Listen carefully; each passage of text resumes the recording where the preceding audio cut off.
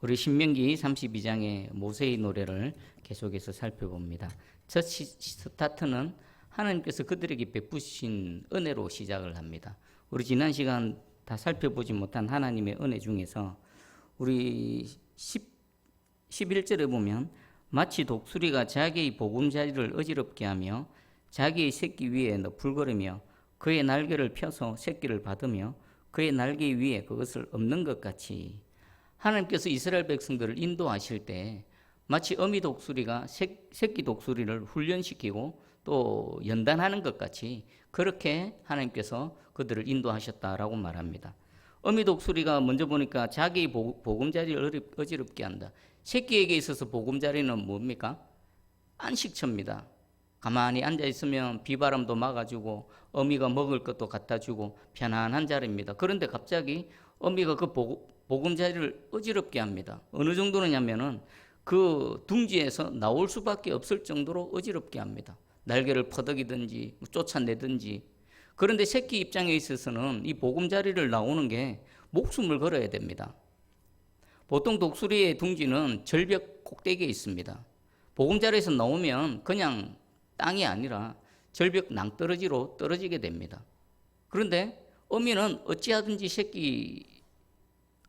독수리 새끼를 그 보금자리를 어지럽게 만들어서 그 뛰쳐나가고 절벽 아래로 떨어뜨립니다. 새끼는 살기 위해서 그 작은 날개를 바닥거리겠죠. 날기 위해서 어미가 날갯짓을 해서 하늘을 날듯이 자신도 살기 위해서 날개를 퍼덕거릴 것입니다. 그러나 그 날갯짓은 아무 소용이 없습니다. 그냥 쭉 떨어집니다. 그대로 내버려 두면 땅에 추락해서 죽게 되겠지요. 그러나 그때 어미 독수리는 어떻게 합니까? 자기 새끼 위에 너풀거리며, 자기 새끼 위에 너풀거리는 건 뭐겠습니까? 그 작은 날갯짓으로 날려고 막 살려고 발버둥 치지만 계속 추락하고 있는 그 새끼의 위에서 바라보고 너풀거리고 있습니다. 왜 그럴까요? 땅에 닿기 전에 그 새끼 독수리를 받쳐주기 위해서입니다. 그의 날개를 펴서 새끼를 받으며 한참을 떨어지겠죠. 떨어지는 동안 새끼 독수리는 어떻게 하겠습니까? 날갯짓을 계속하면서 그 날개에 근육이 생기고 힘이 생기고 그러겠죠. 처음에는 실패할 것이고 두 번째도 실패할 것이고 이 과정을 계속 반복할 것입니다. 그러면서 점점 자라나면서 새끼 독수리는 어떻게 될까요? 날개에 힘이 생기고 날 수 있는 능력이 생기고 그렇게 되겠지요. 이 과정을 계속 반복합니다. 떨어져서 새끼는 죽는 줄 알지만 어미는 그 너풀거리면서 바라보고 있다가 땅에 추락하기 전에 날개로 받으며 업으며 이 과정을 계속 반복합니다. 하나님께서 이스라엘 백성들, 하나님의 백성들, 저와 여러분도 포함됩니다. 우리를 다루시고 우리를 연단하시고 훈련시키실 때 이 방법을 쓰십니다. 사실 우리도 보금자리가 어지럽혀지고 보금자리 둥지를 떠나가야 될 그런 상황이 발생하면 참 어렵습니다. 성도들이 어쩔 수 없이 직장을 옮길 때, 목회자들이 사역지를 옮길 때 그냥 조용하고 편안할 때 옮기지 않습니다. 뭔가 둥지가 어지럽고 보금자리가 어지럽게 되어지니까 마지못해 옮기게 되는 겁니다. 그때 어떻습니까? 막막하지요. 다음은 어떻게 되나? 다음은 어떻게 되나? 하지만 하나님께서는 너풀거리면서 바라보고 계십니다. 떨어져서 추락하지 않도록 하나님께서 안으시고 받으시고 업으시고 그 과정을 계속 반복합니다. 우리는 이 하나님의 연단 훈련의 이 과정을 주님 다시 뵐 때까지 우리 육신의 삶이 끝날 때까지 계속 반복될 겁니다. 어쩌면 지금 둥지가 어지럽고 보금자리가 어지러운 분이 계실 것입니다. 그런 분이 계시다라면 이 말씀을 통해 하나님이 지금 나를 일하시는구나. 여러분 생각해 보십시오. 편안하면 그냥 편안한데 머물고자 하는 것이 인간의 속성입니다. 하나님께서는 좀 더 발전시키고 싶고 좀 더 또 나아가게 하고 싶고 그런데 우리는 웬만해서는 나아가지 않습니다. 그 자리에 그냥 머물고 싶습니다. 그럴 때 하나님께서 쓰시는 방법이 둥지를 어지럽히는 겁니다. 보금자리를 혼란스럽게 해서 그 자리에 있지 못하게 합니다. 앞으로 나아가고 갈 바를 알지 못하지만 옮길 수밖에 없고 어디로 가야 될지 모르지만 오직 주를 바라보며 하나님이 도우심을 구하며 이렇게 한 걸음 한 걸음 나아갈 수밖에 없는 그런 상황으로 우리를 몰아가실 것입니다. 그때 내가 비록 능력은 없어서 힘은 없어서 내가 날갯짓을 해보지만 땅바닥에 추락할 수밖에 없지만 우리 하나님께서 날개를 너풀거리시며 나를 바라보고 계시다. 그리고 내가 땅에 추락하기 전에 하나님께서 쏜살같이 달려오셔서 나를 받쳐주시고 업어주시고 다시 보금자리로 안착시켜 주실 것이다. 믿음의 눈으로 지금 내 삶 위에서 너풀거리시는 여호와 하나님을 바라보시며 기대하시며 그 은혜를 누리시는 저와 여러분 되기를 축복합니다. 그리고 또 마지막 은혜는 하나님의 공급하심입니다. 우리 13절하고 14절을 한번 읽어보겠습니다. 13절 14절 시작. 여호와께서 그가 땅의 높은 곳을 타고 다니게 하시며 밭의 소산을 먹게 하시며 반석에서 꿀을 굳은 반석에서 기름을 빨게 하시며 소의 엉긴 젖과 양의 젖과 어린 양의 기름과 바산에서 난 순양과 염소와 지극히 아름다운 밀을 먹이시며 또 포도즙의 붉은 술을 마시게 하셨도다. 아멘. 하나님께서 그들을 끊임없이 공급하시고 필요를 채워주시고 인도하셨다는 겁니다. 그들이 40년 광야 생활할 때 그들을 굶게 하지 않으셨습니다. 하나님의 초자연적인 능력으로 그 광야에서 매일같이 먹을 것을 공급하시고 입을 것을 주시고 광야뿐만 아니라 가나안 땅에서도 좋은 것들로 그들을 누리게 하셨습니다. 우리 13절에 보니까 높은 곳을 타고 다니게 하시며 이 말씀은 그들을 존귀케 하셨다는 겁니다. 이스라엘 아무것도 아니지요. 그들의 출신은 애굽에서의 노예 출신입니다. 그런데 가는 곳곳마다 승리케 하시고요. 여호와로 말미암아 그들의 이름이 높임을 받게 해 주셨습니다. 그리고 밭의 소산, 특별히 반석의 꿀을 굳은 반석에 기름을 빨게. 반석은 그냥 광야지 않습니까? 뭔가 나올 만한 그런 데가 아닙니다. 그런데 그곳에서도 하나님께서는 단 꿀을 공급해 주시고 또 먹기에 좋은 기름을 공급해 주셨다는 것입니다. 여러분 자신의 삶을 한번 쭉 되돌아보십시오. 평생을 살아오시면서 분명히 모르긴 몰라도 여러분 이 13절 14절의 말씀이 여러분 인생에 그대로 적용되는 줄 저는 확실히 믿습니다. 이 은혜 가운데 살아왔고 또 이 은혜 가운데 살아가고 있고 또 앞으로도 남은 인생 하나님께서 이 은혜로 우리와 함께 하실 줄 믿습니다. 지금 이 은혜를 사모하시기 바랍니다. 그리고 더 기대하시기 바랍니다. 그리고 이 은혜를 더 갈망하시기 바랍니다. 하나님께서는 사모하는 자, 갈망하는 자에게 하나님께 찾아오셔서 은혜를 베풀어 주실 줄 믿습니다. 자, 그러면 지금까지 하나님께서 이스라엘 백성들에게 어떤 은혜를 베풀어 주셨는지 살펴봤는데 15절에는 대반전의 그런 데가 있습니다. 하나님의 탄식의 그런 데입니다. 하나님께서 이런 놀라운 은혜를 베풀어 주셨는데 그런데 앞의 내용과 A의 내용과 B의 내용이 완전히 뒤바뀌는 그런 데지요. 자, 그 내용을 한번 볼게요. 15절에 그런데 여수run이 기름짐에 발로 찼도다. 네가 살찌고 비대하고 윤택함에 자기를 지으신 하나님을 버리고 자기를 구원하신 반석을 업신여겼도다. 이렇게 은혜를 베풀어 주셨는데 여수run은요 옳은 자, 사랑을 입은 자입니다. 하나님께서 이런 놀라운 은혜를 베풀어 주셨음에도 불구하고 여호와를 발로 차고 여호와를 업신여긴 그들을 향해서 여전히 하나님은 여수르나 일종의 애칭입니다. 이스라엘을 바라보는 사랑의 마음으로 여수르나라고 이렇게 부르시고 계십니다. 그들이 여호와를 발로 찾고 여호와 하나님을 업신여겼습니다. 그 이유가 뭡니까? 그들이 여호와를 발로 찬 이유는 기름진 겁니다. 좋은 것을 먹고 하나님께서 은혜로 좋은 것을 먹이시고 입히시고 했더니 그들이 기름짐에 여호와를 감사한 것이 아니라 여호와를 발로 차버렸고요. 그들이 살찌고 비대하고 윤택해짐에 그들을 지으신 여호와 하나님, 그들의 반석을 업신여긴 것입니다. 참으로 아이러니가 아닐 수 없습니다. 원래 정상적인 논리대로라면요, 하나님께서 이렇게 은혜를 베풀어 주셨으니 그리하여 이스라엘의 여호와를 찬양하며 여호와께 감사했더라. 이게 원래 논리적인 순서가 맞지 않습니까? 그런데 완전히 반전입니다. 이런 놀라운 은혜를 어느 민족도 누리지 못했던 이 은혜를 입은 이 이스라엘이 여호와를 발로 차버렸다. 그 하나님을 업신여겼다랍니다. 그 여호와를 발로 차고 업신여긴 것이 어떻게 나타나는가? 16절에 말씀하십니다. 그들이 다른 신으로 그의 질투를 일으키며 가증한 것으로 그의 진노를 격발하였도다. 여호와를 발로 차고 여호와를 업신여긴 게 어떤 모습으로 나타납니까? 하나님이 아닌 다른 신을 섬기는 모습으로 나타난 겁니다. 그것이 여호와를 향해서 여호와께서 질투를 일으키시고 또 여호와 하나님이 진노하시게 되는 그런 원인이 되어지는 겁니다. 그럼 그들이 하나님을 버리고 다른 신들을 섬겼는데 그들이 섬겼던 다른 신들의 종류를 한번 보겠습니다. 우리 17절을 한번 읽어봅니다. 17절 시작. 그들은 하나님께 제사하지 아니하고 귀신들에게 하였으니 곧 그들이 알지 못하던 신들, 근래에 들어온 새로운 신들, 너희의 조상들이 두려워하지 아니하던 것들이로다. 아멘. 그들이 여호와 하나님을 버려버리고 차버리고 업신여기면서 대신에 선택하고 섬겼던 신들을 하나님께서 정확하게 소개하고 있습니다. 첫 번째는 그들이 알지 못하는 신들입니다.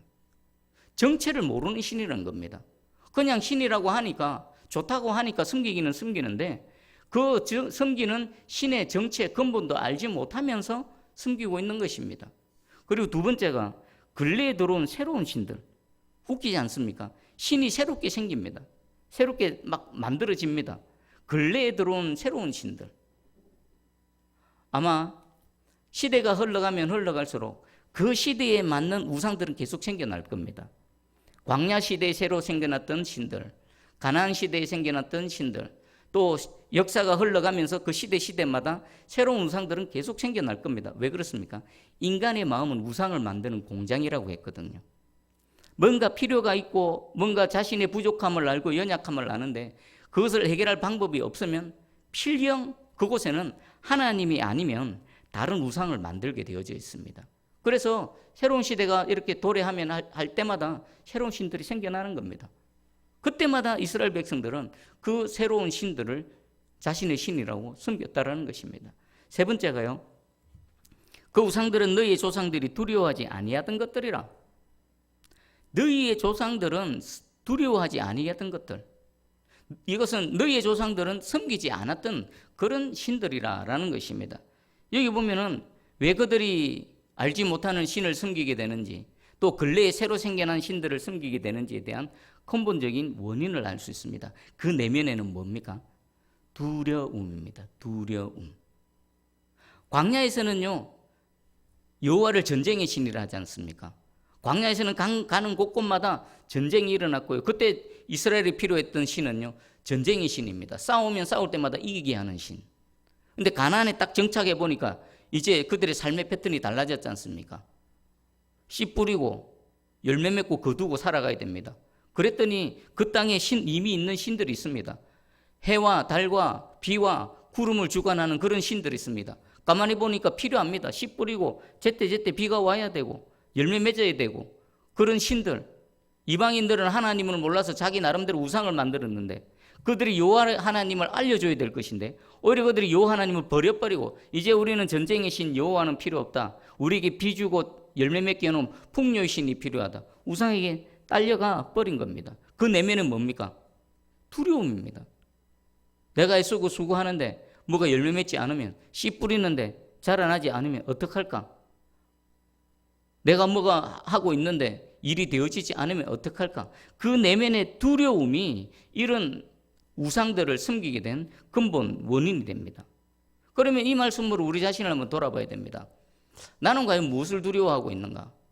상황에 따라서 각각 저마다 두려워하는 부분이 다를 겁니다. 우리 자녀가 잘못되면 어떡하지? 우리 자녀가 잘 돼야 되는데, 우리 남편이 잘 돼야 되는데, 우리 가정, 우리 사업이 잘 돼야 되는데, 물질에 대한 염려, 건강에 대한 염려, 또 가정과 자녀에 대한 여러 가지 염려하는 부분이 있을 것입니다. 근데 그 염려하는 부분에 여호와 하나님이 계시지 않으면요, 그 두려움 때문에 반드시 뭐가 생깁니까? 우상이 생기는 겁니다. 우리의 두려움 내면에는요, 우상이 꿈틀꿈틀거리고 있습니다. 그러면 이런 우상 숭배에 대한 그런 유혹을 뿌리칠 수 있는 유일한 방법은 뭡니까? 여호와 하나님을 꼭 붙드는 겁니다. 그 두려움을 여호와께 내어 맡기고 그 두려움이 있을수록 여호와께로 달려가고 사람은 두려움 앞에 두 가지 반응입니다. 하나는 하나님께로 더 가까이 가든지 하나님 도와주세요. 하나님 내 이런 어려움이 있습니다. 내가 어찌하지 못하는 일이 있습니다. 하나님께로 더 달려가서 하나님 붙드는 한 방향이 있고요. 또 하나는 하나님을 버려버리고 하나님이 아닌 다른 것을 선택하는 겁니다. 그것이 바로 우상입니다. 그리고 가만히 보면요, 이스라엘 백성들은 여호와 하나님을 완전히 버린 적이 없습니다. 그 말은 여호와 하나님 옆에다가 다른 신, 필요로 하는 신들을 계속 갖다 놓는 겁니다. 동남아시아 이런 데 여행을 가보면 그들의 신전에 가보면 오만 신들이 다 있지 않습니까? 온갖 종류, 신이라는 신은 다 그려다 놓고 거기에다가 절하고 예배하고 있습니다. 그게 바로 이겁니다. 여호와도 필요하고, 전쟁할 때는 여호와 오셔서 우리를 이기게 해주시고, 또 농사 지을 때는 바알도 오시고 아세라도 오시고 아스다라도 오셔서 우리를 도와주세요, 이러고 있습니다. 우리 안에 두려움 있는 그곳에 우리가 하나님을 찾지 않으면요, 그것은 필경 우상이 되어질 수밖에 없습니다. 여러분, 우리는 삶을 살다가 하나님 항상 우리 찾아오시면 두려워하지 말라고 하시지요. 두려움에 직면할 수밖에 없습니다. 그런데 그 두려움을 통해서 여호와를 찾으시기 바랍니다. 그 두려움을 통해서 여호와가 아닌 다른 것을 찾죠. 그것은 100% 우상이 되어집니다.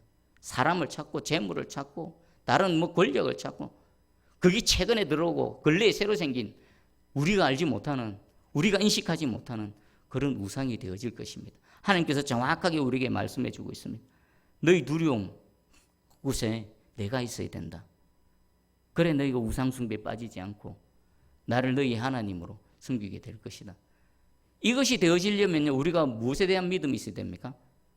하나님 절대 주권자 되시고 만왕의 왕 되시고 나의 모든 생사화복을 주관하시는 분은 하나님이시다. 비를 내리시고 비를 멈추시고 태양을 비추시고 태양을 가리시고 온 우주를 돌리시는 분은 여호와 하나님이시라는 확고한 믿음이 있을 때 가능합니다. 한나의 기도를 소개해드리겠습니다. 사무엘상 2장 6절에서 8절입니다. 여호와는 죽이기도 하시고 살리기도 하시며 스올에 내리기도 하시고 거기에서 올리기도 하시는도다. 여호와는 가난하기도 하시고 부하기도 하시며 낮추기도 하시고 높이기도 하시는도다. 가난한 자를 진토에서 일으키시며 빈궁한 자를 거름더미에서 올리사 귀족들과 함께 앉게 하시며 영광의 자리를 차지하게 하시는도다. 땅의 기둥들은 여호와의 것이라 여호와께서 세계를 그것들 위에 세우셨도다. 아멘. 하나님 이런 분이십니다. 다른 것 찾을 필요가 없습니다. 다른 것은 다 헛된 것입니다. 우리의 마음이 오직 여호와 하나님께로 향하기를 원합니다. 그래서 이 이스라엘이 빠졌던 이 하나님을 버려버리고 또 그들이 배부르고 또 기름짐에 여호와를 업신여기는 이 죄악에 빠지지 않기를 축복합니다. 자, 그랬더니 하나님께서는 어떻게 하시는가? 하나님의 징계의 그러므로가 등장합니다. 19절입니다. 19절 읽어드릴게요. 그러므로 여호와께서 보시고 미워하셨으니 그 자녀가 그를 경노하게 한 까닭이로다. 하나님의 은혜를 배반해버리고 버려버리고 여호와를 찾아버리고 하나님 외에 다른 것들을 막 찾으니까 하나님께서 그러므로 징계를 내리십니다. 하나님 그 모습을 보시고 하나님의 감정이 어떻습니까? 먼저는 미워하셨답니다. 미워하셨다. 여러분, 하나님이 미워하시면 어떻게 될까요? 여러분, 우리는 먼저 인식해야 될 게 있습니다. 하나님은 하나님을 알지 못하는 이방 족속들, 하나님을 대적하는 자들만 미워하시지 않습니다. 하나님의 백성이라 하더라도 여호와를 버려버리고 여호와를 발로 차고 여호와를 업신여기면요, 그가 누구라 하더라도 여호와의 마음은 미워하십니다. 그리고 미워하는 자에 대해서 진노하시는데, 하나님께서 미워하시면 어떻게 될까요? 20절에 소개합니다. 우리 20절 한번 읽어보겠습니다. 자, 시작. 그가 말씀하시기를 내가 내 얼굴을 그들에게서 숨겨 그들의 종말이 어떠함을 보리니 그들은 심히 패역한 세대요 진실이 없는 자녀임이로다. 아멘. 여호와께서 미워하시면 어떡합니까? 얼굴을 숨겨버린답니다. 얼굴을 돌려버립니다. 여러분, 사람과 사람과의 관계도 마찬가지지요. 서로 관계가 안 좋으면 아무리 부모 자녀 관계라도 어떻습니까? 아무리 남편과 아내의 관계라도 서로 관계가 안 좋고 마음이 상하고 미워하면 서로 안 쳐다봅니다. 그냥 안 쳐다봐. 여러분들이 보면은 보입니다. 안 쳐다봐. 하나님도 마찬가지입니다. 누군가를 미워하게 되면요, 제일 먼저 나타나는 반응이 여호와께서 얼굴을 돌려버리십니다. 얼굴을 숨겨버리십니다. 그러면 여호와께서 얼굴을 돌리신다, 얼굴을 숨기신다, 이건 뭐겠습니까? 하나님께서 그동안 베푸셨던 모든 은혜와 은총들을 어떻게 되는 겁니까? 거두어 가버리시는 겁니다. 거두어 가버리는 거.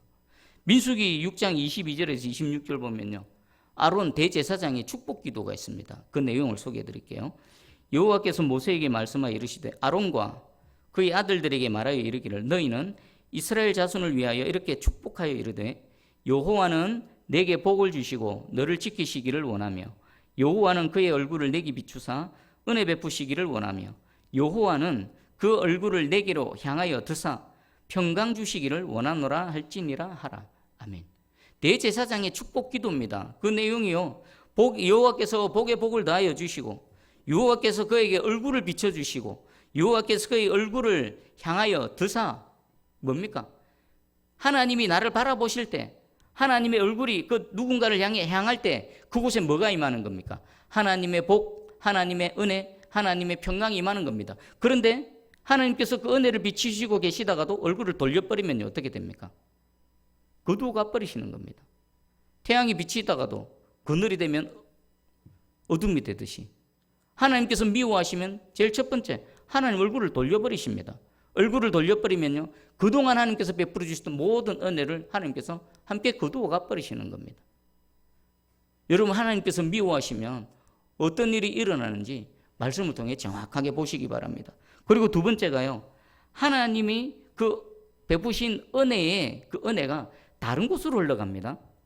하나님이 얼굴을 비치고 있으면요, 마치 빛을 비추는 것처럼 그곳에는 항상 하나님의 은혜, 생명, 평강이 흘러갑니다. 근데 얼굴을 돌려버리니까 지금 그 은혜를 입고 있던 이스라엘에게서는 하나님의 은혜가 멈춰버립니다. 대신에 다른 곳으로, 하나님이 비추시는 다른 곳에 하나님의 은혜가 흘러갑니다.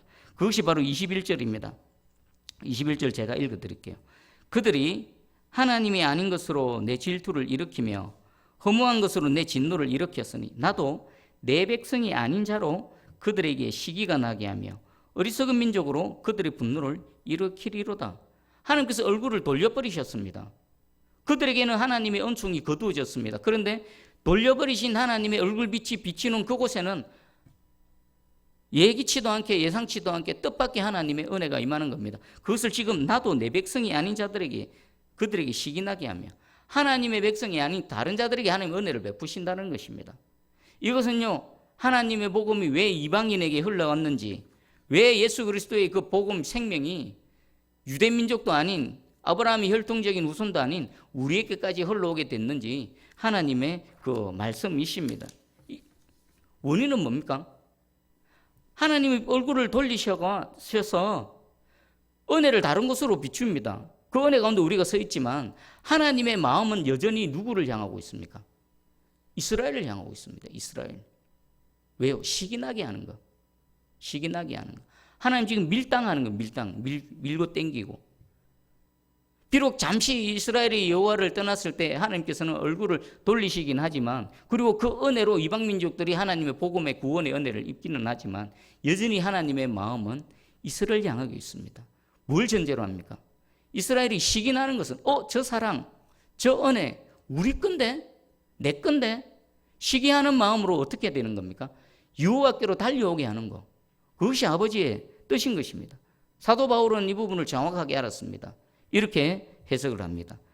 로마서 10장 19절입니다. 그러나 내가 말하노니 이스라엘이 알지 못하였느냐? 먼저 모세가 이르되 내가 백성 아닌 자로서 너희를 시기하게 하며 백성으로서 너희를 노엽게 하리라 하였고, 11장 11절입니다. 그러므로 내가 말하노니 그들이 넘어지기까지 실족하였느냐? 그럴 수 없느니라. 그들이 넘어짐으로 구원이 이방인으로 이르러 이스라엘로 시기나게 함이니라. 그들이 넘어진 것 같지만 완전히 넘어진 게 아니라는 겁니다. 그들의 넘어진 것 같아서 복음이 이방인에 흘러갔지만 그들이 시기나게 해서 다시 벌떡 일어나게 만드는 것이 하나님의 목적인 것입니다. 지금 유대인들을 바라보실 때 여러분 어떤 생각을 갖고 계십니까? 이스라엘 민족을 바라보실 때 이스라엘 민족들은 예수님을 십자가 못 박아버리고 여전히 예수를 거절하는 자들이 많기는 하지만 이 하나님의 마음과 하나님의 말씀은 그들에게 여전히 유효합니다. 여러분 생각해 보십시오. 유대인들이 만약 예수 그리스도를 인정하고 자신의 죄를 인정하고 회개하고 여호와께로 돌아오면 어떤 일이 일어날까요? 아마 세상이 발칵 뒤집히는 일이 일어날 겁니다. 그들의 헌신, 여호와 하나님을 향한 사랑과 열심, 그들의 충성은요, 우리하고는 결이 다릅니다. 우리가 아무리 여호와를 사랑합니다, 주님 나의 주님 아바 아버지라고 하지만 이스라엘과는요 근본적으로 차이가 있습니다. 저는 이렇게 생각합니다. 만약 유대인이 돌아오면 그때가 마지막 때가 다가오지 않을까라는 생각을 해봅니다. 그래서 하나님께서 예루살렘에서 기도하라. 예루살렘의 복을 구하는 자에게 내가 복을 줄 것이다 말씀하셨죠. 그 말씀은 여전히 유효합니다. 여러분, 이스라엘을 위해서 하나님 마음이 여전히 이렇구나. 비록 복음의 물꼬가 지금 틀어져서 우리에게로 흘러가고 있지만 그 목적은 그 넘어져 있는 이스라엘을 시기나게 해서 다시 일으키시는 게 아버지의 목적이구나. 하나님 마음을 알아서 이스라엘 위해서 예루살렘에서 기도하는 저와 여러분 되기를 축복합니다. 그리고 또 하나님께서 그들에게 이제 재앙을 내리십니다. 재앙을 내리시는데 어떤 재앙을 내리시는가? 22절, 23절입니다. 그러므로 내 분노의 불이 일어나서 소울의 깊은 곳까지 불살하며 땅과 그 소산을 삼키며 산들의 터도 불타게 하는도다. 내가 재앙을 그들 위에 쌓으며 내 화살이 닿을 때까지 그들을 쏘리로다. 이건 언제까지 이 일이 계속 일어날까요? 그들이 여호와께로 돌아오기까지 하나님께서는 그들에게 재앙이 되실 것입니다. 여호와 하나님은 거룩하신 하나님이십니다. 그 거룩하신 하나님을 알지 못하고 하나님 앞에 함부로 나아가는 자는 그 하나님이 아니라 하나님께서는 재앙 자체가 됩니다. 이것은 이방인이든 유대민 하나님의 백성이든 동일하게 적용됩니다. 요즘 새벽 기도에 사무엘상을 보고 있지요. 법궤의 얘기를 쭉 봅니다. 그 법궤가 블레셋에게 엄청난 재앙이었습니다. 그러나 여호와를 여호와로 섬기지 않는 이스라엘 백성들에게도 법궤 자체가 큰 재앙 자체가 되어지는 겁니다. 하나님을 하나님으로 알고 여호와를 경외하며 두려워 떠는 자, 그에게는 하나님이 복이 되고 은혜가 되지만요, 그 하나님을 업신여기고 하나님을 떠난 자, 하나님을 버려버린 자는요, 그가 누구라 하더라도 하나님이 재앙 자체가 되십니다. 하나님 화살을 쏘실 때에 화살통에 화살이 다 떨어질 때까지 쏘아버릴 겁니다. 하나님께서 이들에 대해서 어떤 마음인지, 미워하는 감정이 어떤 것인지 한번 잘 느껴보시기 바랍니다. 그러면서 구체적인 재앙의 내용을 소개합니다. 24절입니다. 그들이 줄이며 쇠약하며 불같은 더위와 독한 질병에 삼켜질 것이라. 내가 들짐승의 이와 티끌이 기는 것의 독을 그들에게 보내리로다. 문제는 하나님께서 막 재앙을 내리시고 그들이 화살통에 화살이 다 떨어질 때까지 하나님께서 화살을 쏘아대실 것인데, 그것이 구체적으로 어떻게 나타나는가? 굶주림, 그리고 불같은 더위. 이전에는 하나님께서 불기둥, 구름기둥으로 그들을 보호하셨습니다. 낮에 해로부터 그들을 지키셨고 밤에 달로부터 그들을 보호하셨지만 하나님께서 거두어 버리시는 겁니다. 완전히 노출되어진 겁니다. 그 어떤 보호막도 없죠. 그리고 독한 질병에 삼켜지고 들짐승, 또 티끌에 기는 것들의 독, 모든 자연재해를 다 당하게 되는 겁니다. 두 번째는요, 25절에 밖으로는 칼에, 방 안에서는 놀람에 멸망하느니 젊은 자도 처녀도 백발 노인과 함께 젖먹는 아이까지 걸어하리로다. 칼은 뭘 뜻할까요? 전쟁입니다. 칼이 따라다니는 겁니다. 칼이. 전쟁이 따라다니는 겁니다. 아무리 도망치고 싶어도 대적들이 계속 일어나서 계속 칼 들고 쫓아와서 싸움을 거는 겁니다. 싸워봤자 이기지도 못하고 도망치고 싶고 피하고 싶은데 피할 수가 없습니다. 그리고 방 안에 숨어 있으면 될 줄 알았는데 방 안에까지 놀람이 따라옵니다. 멸망할 것이다. 누구에서부터 누구까지요? 젊은 남자, 처녀, 백발 노인, 젖먹는 아이, 남녀노소 할 것 없이 하나님께서 재앙을 보내셔서, 칼을 보내셔서, 전쟁을 보내셔서 그들을 치실 것이다 라고 말합니다. 그리고 세 번째가 하나님께서 흩어버리십니다. 26절에 내가 그들을 흩어서 사람들 사이에서 그들에 대한 기억이 끊어지게 하리로다. 흩어버린다는 겁니다.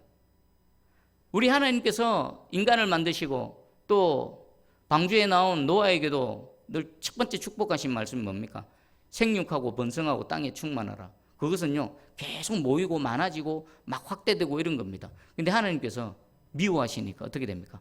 흩어버리시는 겁니다. 다 뭉개버리시고 흩어버리시고 뽑아버리시고 던져버리시는 것입니다.